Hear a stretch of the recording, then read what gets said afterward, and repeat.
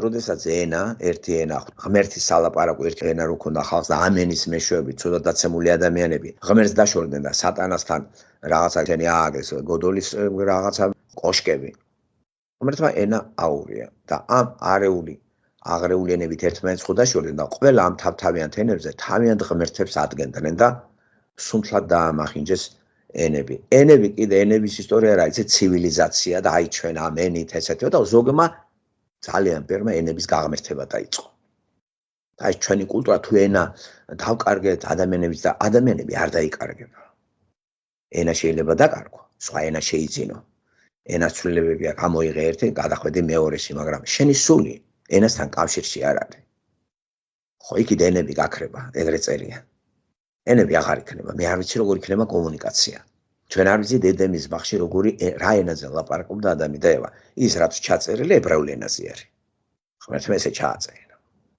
მაგრამ კონკრეტულად ამ ენაზე ლაპარაკობდნენ ადამი და ევა, ეს ენა უკვე არის მე-15 საუკუნის ძველი წელთაღრიცხვი. მოსე მაგას იწერს უდაბნოში ხეტიალის დროს 1447-1407 აი ამ პერიოდში. ცალაპირე პლუს მინუს 2 წელი, ხო? ესეც გამოთვლილია ბიბლიიდან. მე-15 საუკუნე 1447-1407 ძველი წელთაღრიცხვით. მოსეს ეუნება ჩაწერე. სულ ეგ არის. და მოსე რა ედემის ბაღში იმყოფებოდა? მერე რა ვინმე მეტყვის რომ აი ამ ენით ლაპარაკობდა ადამი და ევა? მაშინ უკვე ამ ენას გააღმერთებს ებრაელები. ეს კი დანაშაულია ღმერთის თვალში, იმიტომ რომ დარღვევა მეორე მცნებისა. არაფერი კერპი არ უნდა იყოს, არც ენა, არც სამშობლო, არც ადამიანი, არც ცოლი, არც შვილი, არც არაფერი. არც მოვლენა, არც აგანი, არაფერი. იმიტომ რომ ის რაც ნებისმიერ რაც ღმერთის ადგილს იჭერს, კერპია.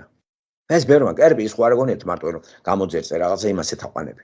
კერპი არის მაგალითად რომ სხვანაირად თქვენი გონება 100%-ით რით არის დაკავებული, აი ეს არის კერპი. მაგალითად ქართული ფილოლოგია არის დაკავებული ქართული, აი კერპია, გაკერპებული აქვს.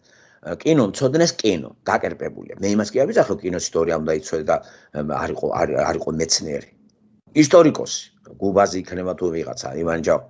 აი მისი 24 საათი ფიქრობს ამ ისტორიაზე.